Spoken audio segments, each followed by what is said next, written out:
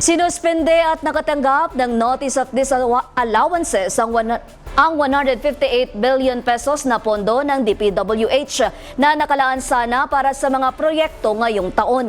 Iyan ang ibinunyag ng Commission on Audit sa pagharap ng ahensya sa budget briefing sa Kamara. Ang buong detalye tinutukan ni Judea Bernardo.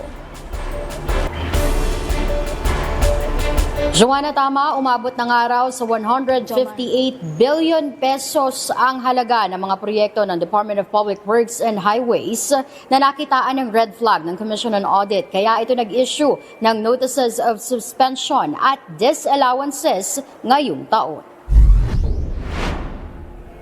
Sa budget briefing ng COA sa Committee on Appropriations, nanawagan si COA Chairperson Gamaliel Cordoba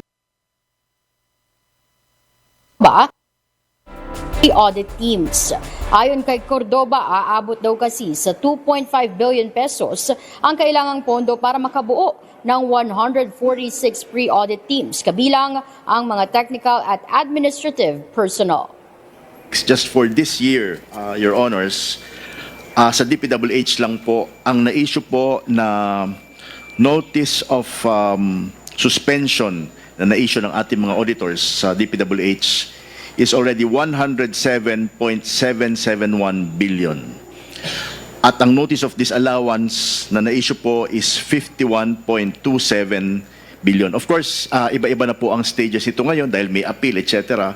But the total amount that was issued for DPWH only for this year is already 158 billion pesos. Can you imagine po ang magagawa natin kung madadagdagan po ng 148 pre-audit teams?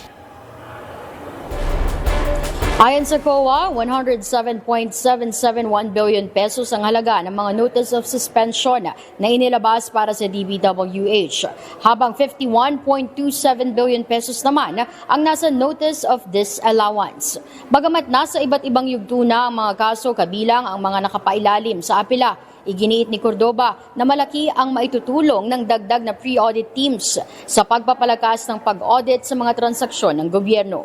Tungkol naman po dun sa pag-hire, I think natugunan naman po kami ng DBM dahil humingi po kami ng tulong. Sabi po namin, dati po kasi kulang sa Region 3 at saka po sa BARM ang number of personnel kasi po ay nabawasan po yun. So nandito po si ASCOM Lorna Kabutsan para po explain po yung grinan po ng DBM sa amin na number of personnel.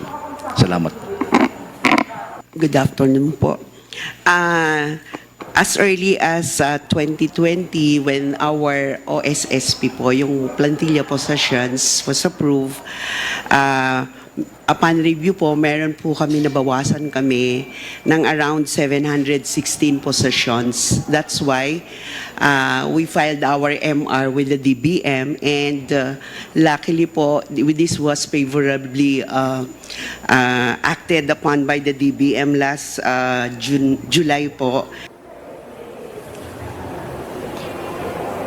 Samantala, sinuportahan ni Akbayan Party List Representative Percy Sendanya ang hiling ng COA para sa karagdagang pondo. Ayon kay Sendanya, mahalaga ang pre-audit teams bilang unang linya ng defense laban sa korupsyon.